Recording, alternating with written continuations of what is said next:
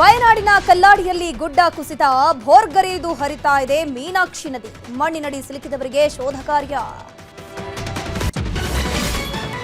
ಮಹಾರಾಷ್ಟ್ರದ ಮಳೆಗೆ ಬೆಳಗಾವಿಯಲ್ಲಿ ನೆರೆ ಪರಿಸ್ಥಿತಿ, ಚಿಕ್ಕೋಡಿಯ ದತ್ತ ಮಂದಿರ ಮುಳುಗಡೆ, ಕೊಡಗು ಉತ್ತರ ಕನ್ನಡದಲ್ಲಿ ಮನೆ ಕುಸಿತ.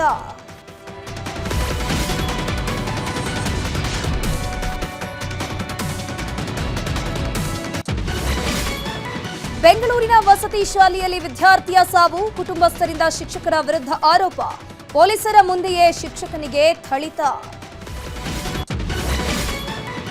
ರಾಜ್ಯದಲ್ಲಿ ಗುಂಪು ಗುಂಪಾಗಿ ಎಸ್ಐಆರ್ ಪ್ರಕ್ರಿಯೆ, 35 ಬಿಎಲ್ಒಗಳಿಗೆ ಶೋಕಾಸ್ ನೋಟಿಸ್, ರಾಜ್ಯ ಚುನಾವಣಾಧಿಕಾರಿ ಅನ್ಬುಕುಮಾರ್ ಸ್ಪಷ್ಟನೆ.